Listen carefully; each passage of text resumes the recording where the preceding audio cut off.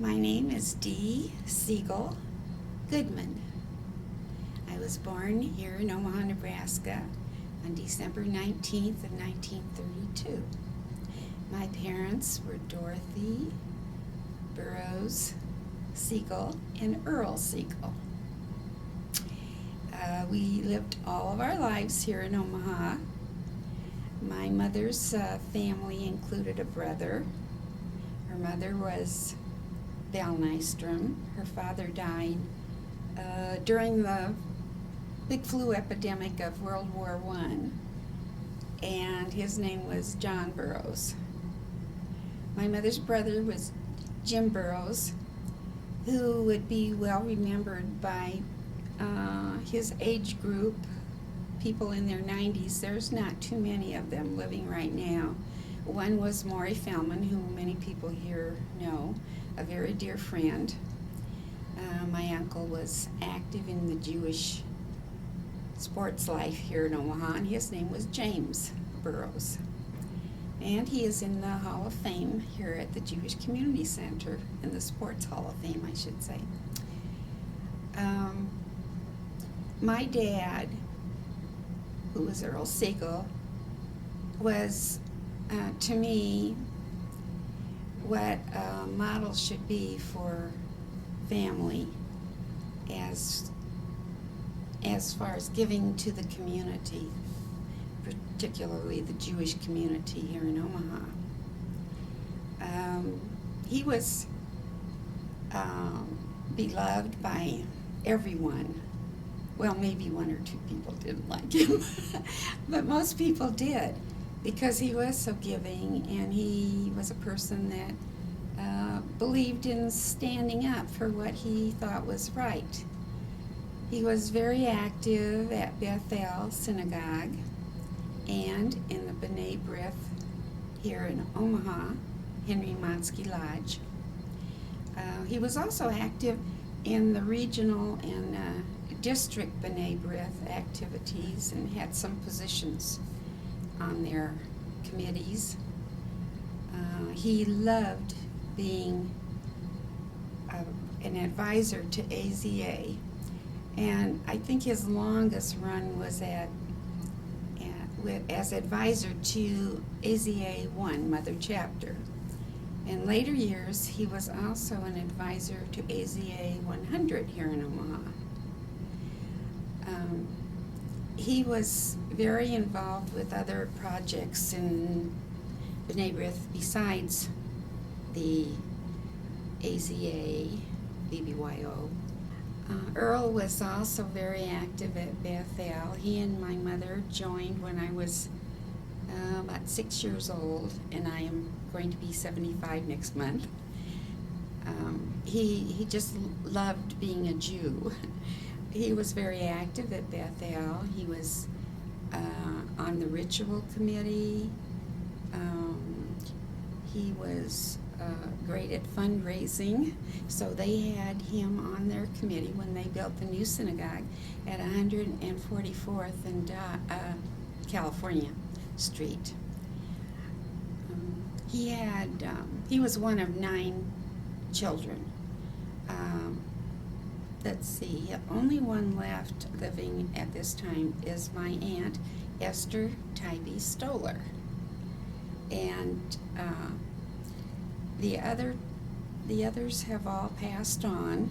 Can you tell me their names? Okay, their names were Ivy, Rose, or I should have reversed that, Rose. No, that's right.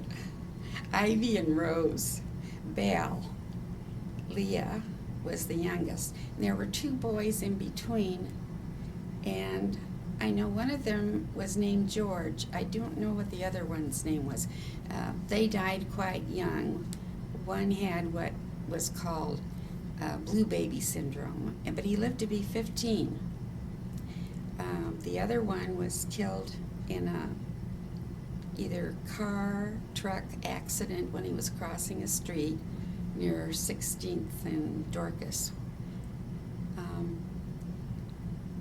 They were all pretty much dispersed across the country. Several of them lived in California, and he also had a brother I forgot to name, Abe Siegel, who was known as Bus. Why, I don't know, but he was called Bus, and he was out in California. The ones that lived here in Omaha, my Aunt Rose Pasca married Sam Pasca. They operated a store out on North 16th Street. It was sort of a small general store, and they did it until they retired, many, many years. And they had 2 children, Betty Pasca and Sherman Pasca. My Aunt Lee was probably, being so young, the one that gave me a great deal of support when my parents couldn't be around. She was my babysitter. And I still have a great deal of fond memories of her. I felt that she was the person I could rely on when they weren't around. Another such person was my great-grandmother, Molly Dralick. She was a wonderful, quiet, loving person. She had a brother named Max Abrams.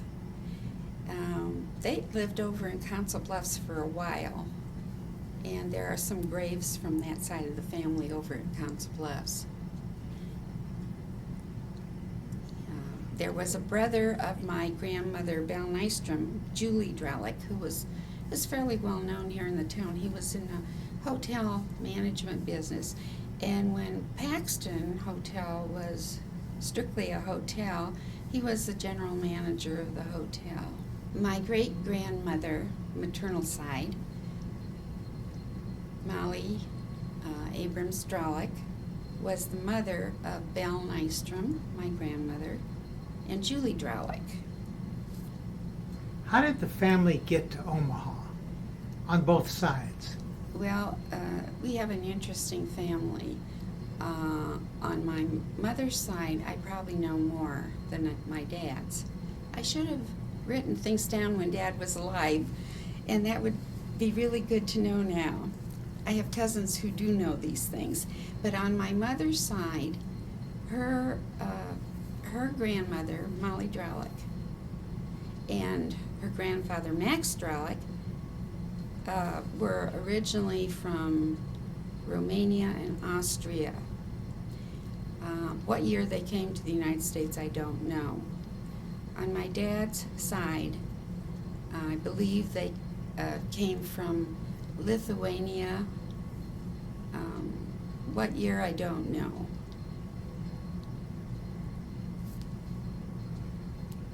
Did they have relatives here? Is why they came here? I don't know why they chose Omaha. Was your dad born here in Omaha? Yes, my dad was born here in Omaha. So was my mother. And what kind of work did your dad do during his livelihood years? Well, he had a background in accounting. So he had positions that were where he could use this background in accounting. He was a general manager, general office manager of a packing plant here that was owned by Howard Ross. And at the time he retired, he was working for an outfit that bought the Ross Packing House. I do not know remember what the name of the company was. Then he did some bookkeeping on his own that was out of his house, and he maybe had 6 or 8 accounts. And then at tax time, he had friends who would request of him to help with filing their taxes. And so actually he worked up until about 6 months before he died, and he was 80 years old when he died. And he was very unhappy that he was going to die before he could see the new Bethel Synagogue built. out on 144th in California. And so I went to the groundbreaking ceremony, and I remember saying silently to myself, well, Dad, if your spirit is here, you can see that they're doing a good job and going through with all the work you did to help raise the money to build this place. Okay, my dad, Earl Siegel, has left me with so much love and pride that I could be a one-man advertising company for him. He was so full of life. He just bubbled with life, and he got excited about things that were important to him. When he was in B'nai B'rith,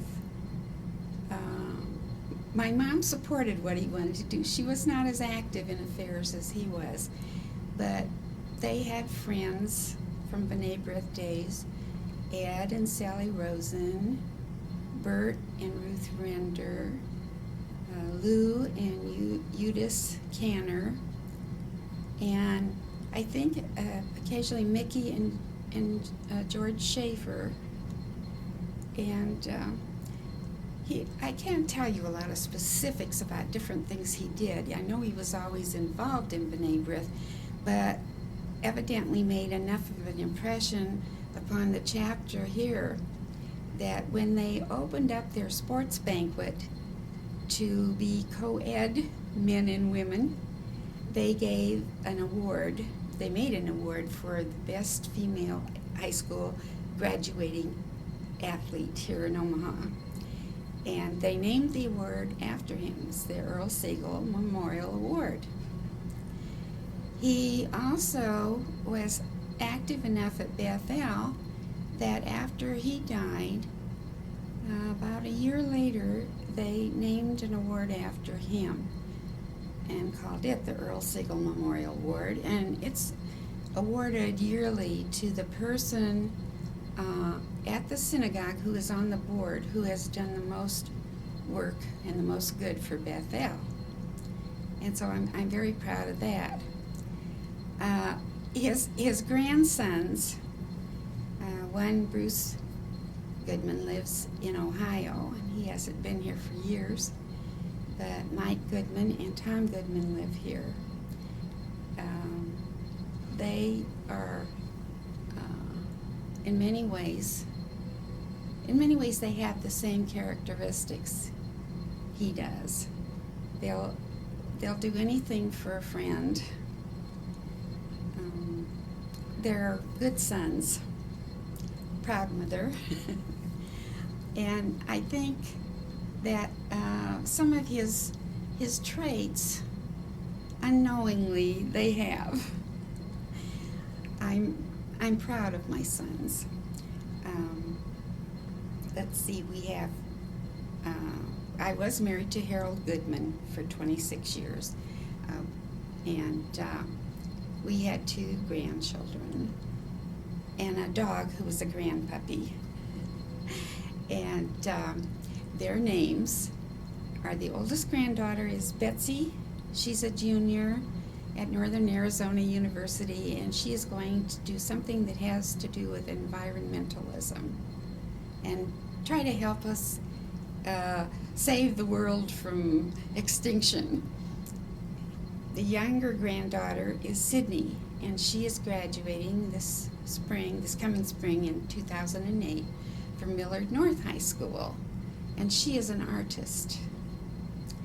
And if I may also cavil a little bit, she does all types of artwork, but last year she made a daisy out of metal, and it was so good that her instructor at Millard North had some people look at it who were affiliated with Joslyn Memorial Art Museum, and they wanted to pay her $500 for it, and she said no, she would not sell it because her dad liked it so well.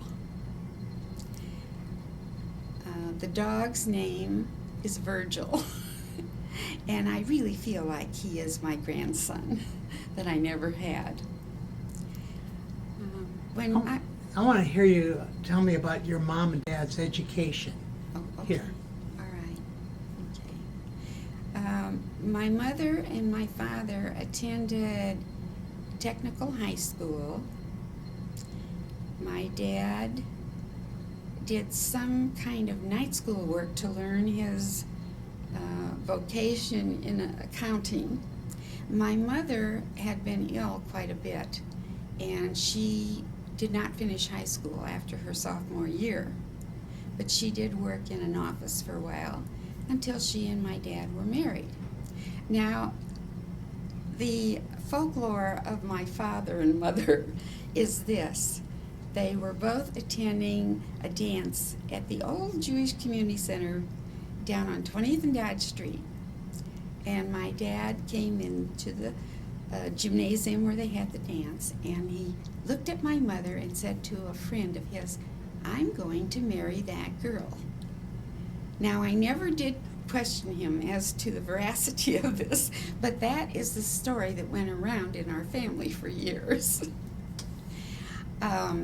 Let's see, they got married by Rabbi Weiss, I think it was. And when they joined Bethel, Rabbi Goldstein was in the pulpit. And then later on it was Rabbi Kripke, who officiated at my bat mitzvah. Now, how much my dad loved me, in spite of the fact that he didn't get a son when I was born, is shown in this memory I have. The old Bethel synagogue was quite large and had a balcony. Well, when I was bat mitzvah, my father really invited everyone he saw anywhere to my bat mitzvah.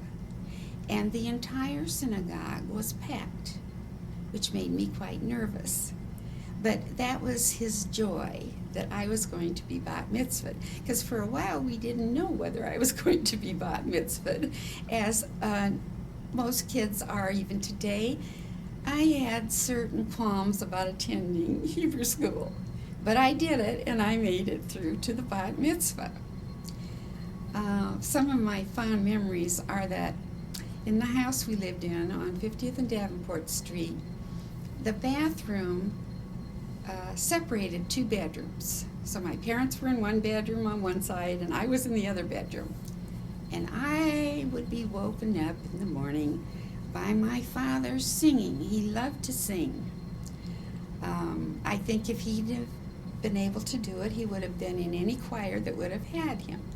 But that's why I know so many songs from the 20s and 30s, because my father would wake me up in the morning as he was preparing to go to work, singing all these beautiful songs. And I think about him every once in a while when one of these songs comes to my mind and I start humming. Well, a typical day in the life of the Siegel family at 50th and Davenport Street, where I lived until I married Harold Goodman, was this. We moved to that house in about, it was right before the war started. I was in 3rd grade, and get up, have breakfast, off to school. I went to Dundee School, and as much as I can talk now and ramble on and on, I was a very shy child. And I think it still surprises me that I was a very, very shy child for the way I can talk right now. I graduated from Dundee School in 1947. I went on to Central High School, graduated from Central High School in 1951. Now, I did fairly well in high school, but I just missed by 1 or 2 spots being in the top 1/4 of my class. But that's okay. I did attend nursing school for a while, at Clarkson Hospital, and I decided that I couldn't go on with it. At that time, I was just too emotionally immature. Later years, I did go back and become an RN and took my courses at the University of Nebraska College of Nursing here in Omaha, Nebraska. Back to my life while I was growing up.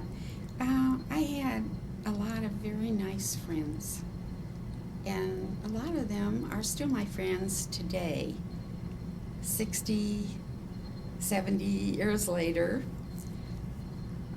I joined, in high school, I joined Hadassah's Young Judea group named Tikvat Ami. My friends, some of my friends there were Connie Turitz, who died when we were seniors in high school of a blood disorder, and was very sad for all of us. It was our first touch with death for someone that was really close to us. Others in the group were Bernice Wintrow Premack, my cousin Betty Pasca, the Zalkin sisters, who were twins, Retha and Letha. Retha was married to a Lansky who did cartoons in the newspaper. Letha is still married to Bob Pittler of the Pittler Plumbing Company. Arlene Bieber was one of, and her maiden name was Spiegel. She was one of the group.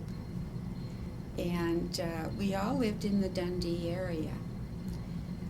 Well, I also became very good friends with girls who were in the BBGs, but I never quit being a member of the Young Judea group.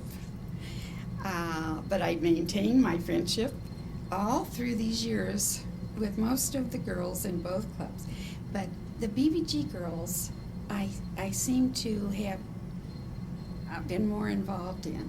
And as we got towards our later teens, we were in a group which included some of the ACA 100 boys, who one of them is sitting here taking this taping of me, named Ben Nachman. My cousin Leonard Lorcas, who now lives in California. Howard Dandy of blessed memory. Don Dandy. Dave Cooper. We would get together on weekends occasionally, usually end up at somebody's house. And the girls, Barbara Cohn Parker was also in that group from the BBGs. We would get together at Maxine Abramson's or at Fern Cattleman's, and we would play card games, and we would have such a good time. And let's see, I think the last time I saw Fern Cattleman, who many of you people would remember, she has been so active in Jewish communal life all of her life. She lives in New York now. She has a sister, Matt Lee, who's married to Mort Yadin. Mort came here from Israel years and years ago and built up a fantastic business in commercial real estate. And they live in Maryland. And the last time I saw both of them together was about 2 years ago. They were in Omaha for a family gathering. And I keep in touch with them. We write, occasionally talk to Fern. Was very worried about her when the 9/11 bomb catastrophe happened in New York.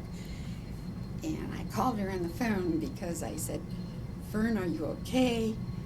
They say that the fumes are coming in a certain direction. I want to know if that's your direction. And fortunately it was not. And she said everything was fine with her. Who were some of your friends back in elementary school? Do you remember some of them? Or any of them that continued on with you to high school? Yes. My friends at Dundee were, well, I'll name my cousin Betty Pasca. She went to Dundee School. Bernice Premack, who was Bernice Wintrow. I can't quite remember some of the other names. Some of the other people, we sort of drifted apart. They joined different clubs. We would do Saturday afternoons together, occasionally go out for lunch, maybe to a movie. And a lot of the times we ended up at the Penny Wintrow residence where Bernice lived at that time. I think one of my memories is being at Renee Handelman's house. And Renee's maiden name was Plotkin. She's married to Maury Handelman.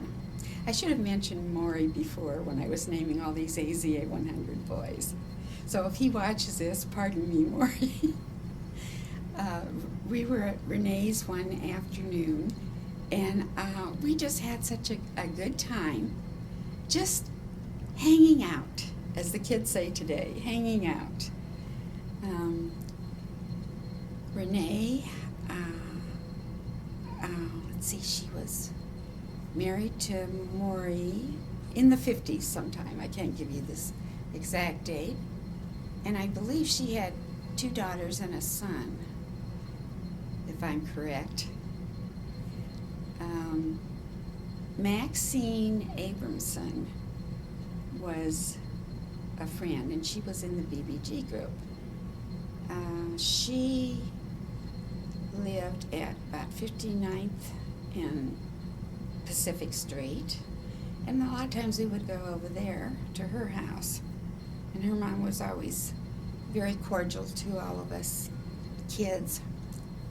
And Maxine had been married at one time to Kiwi Kirschenbaum, who is better known as Cal Kirschen, the big media star here in Omaha. And I was a bridesmaid in her wedding. Then later they were divorced, and she married another man. They moved out to Las Vegas, and she lives there to this day. She was last in Omaha, and about 3 years ago, I believe, there was a reunion of her high school graduating class. And let's see, when Harold and I married in 1953, 1953,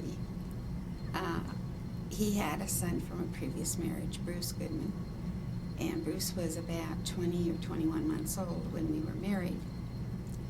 Then a year later, our son Michael was born, and then 2 years after that, Tom was born. And we lived for a short time with my parents at 5011 Davenport, and we bought a home near Creighton Prep. It's on 77th and Nicholas Circle. And we lived there until the time that Harold and I became divorced.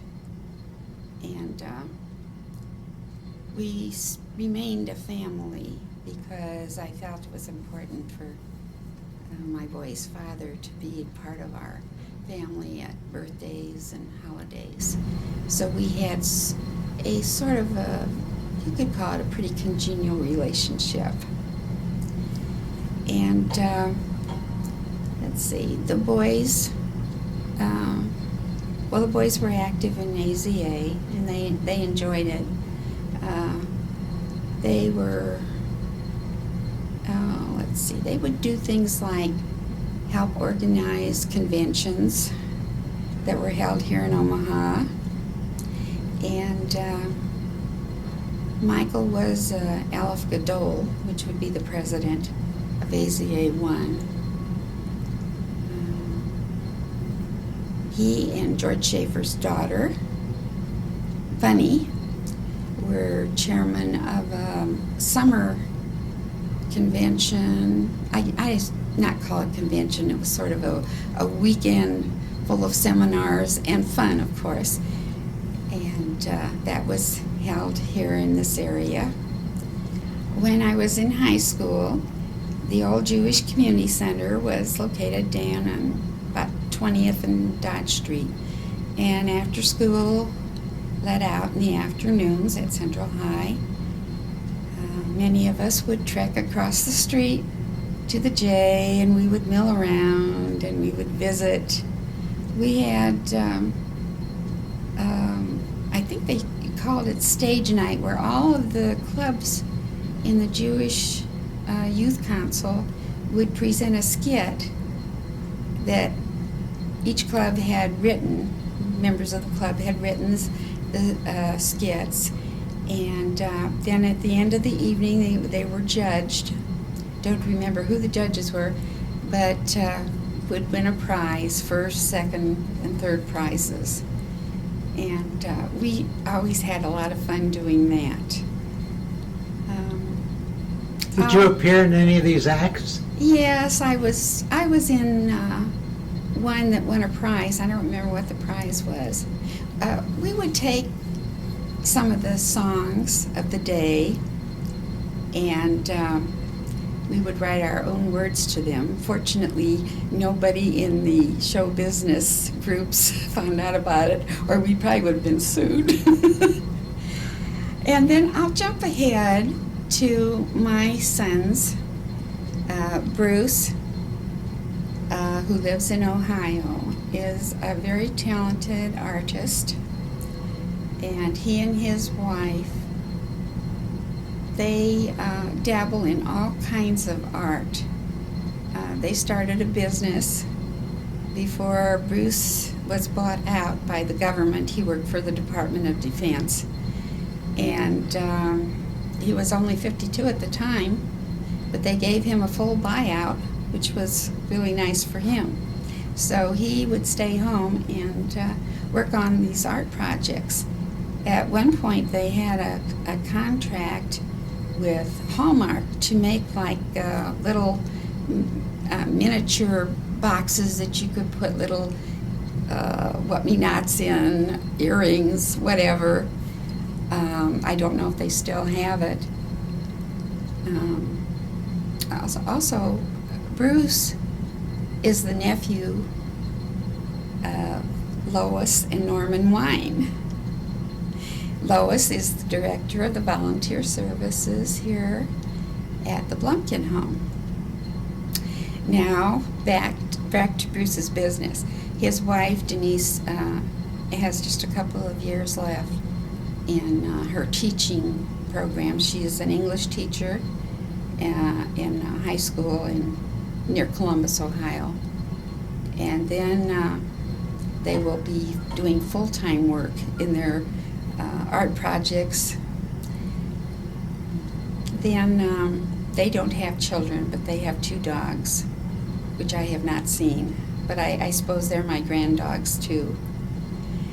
Then Michael, who is Mike Goodman, Michael wanted to be a doctor, and so he went to the University of Nebraska College of Medicine and then did a residency in psychiatry, and has worked in that field since he started his residency back in '86, and is still today a psychiatrist. He is not married, but he has a lady love who lives here, Laura, who is a doll. And then Tom did several things until he was employed with a mortgage loan company. And after several years, I'm trying to think, I think it's been about 3 years or 4 years now, he and Todd Zimmerman, Todd is the son-in-law of Buddy Rothman, one of our well-known doctors around in this area, and nephew of Larry Rothman. Todd had been in the business for a while and worked at a company where Tom was. They went together and now have the Goodman Zimmerman Mortgage Company. So anybody wants to buy a house, remember that. You know, the one thing I forgot, Dee, I want to hear about when you were a nurse. Okay. All right. Let's see, I graduated in 1973 from the University of Nebraska College of Nursing. My first approximately 2 years, not quite, I worked at the old Richard Young Psychiatric Hospital. Then after that, I did a lot of what you might call freelancing. I worked for agencies, and they would get calls from hospitals that needed to have a nurse on duty. They were short-staffed. People would want to have a private duty nurse in their home. Then I worked for Children's Hospital, and I believe it was 1980 when I started working at Children's Hospital. I worked at Children's Hospital until January 1st of 1992, when I decided it was time for my poor feet to get a rest, and I retired. You know, nurses run up and down halls, although I have to say that the last 2 years I did work in an outpatient setting where I didn't have to run around floors too much. And at that time, I stayed licensed for about 4 or 5 years, and I would keep up my license by going to seminars and workshops. Then it reached a point where they had restrictions on how much time you could do this without working at least part-time. And I decided that instead of spending $100 on a seminar for 2 days or 3 days, I would just send my license down to Lincoln and tell them that I had retired. I did enjoy working at Children's Hospital. Sometimes it was difficult that we would have young children who had cancer and they were not going to survive. And the staff that worked in the clinics was really, in a sense, emotionally better off because they saw the children that were surviving, and that was always tough. I can remember a couple of cases where I was in on the nursing care of the children who had died, and I still remember these kids and their families to this day. They have a place in my heart. One of the couples was Jewish, and I'm not going to mention their names because this would not be right, and they don't live in Omaha anymore, but they belonged to Temple Israel. And I remember that I had gone on vacation to visit my mother's family out in Virginia, and I knew that the daughter was really failing. And I came back, and a couple of days after that, the little girl died. We went to Temple. Most of the nursing staff did arrange to get to the service at Temple. And that was one of the kind of sad and yet glad memories I have, because it was a joy to work with these people and with the parents, even though it was very sad to see them lose their daughter. Once I retired, it seems that I just, I paraphrased a saying that you could take the nurse out of nursing, but you couldn't take the nursing out of the nurse. And it seemed like in my later years, there was always somebody in my family that I was helping to take care of. My mother in her last few years, and I have to say, my grandson, Michael, had her at his house, and she lived there with him until she died. And they were very close. And well, she was close to all of her grandchildren. And my mother she was a marvelous grandmother and great-grandmother to her two great-granddaughters. And they just have loving memories of her. And I hope always to be as good of a grandmother as she was. Now is the time to say goodbye and close this interview. And I want to do it by saying to my sons Bruce, Mike, and Tom, and my granddaughters Betsy and Sydney, and my grandpuppy, how much I love you all, and I will forever.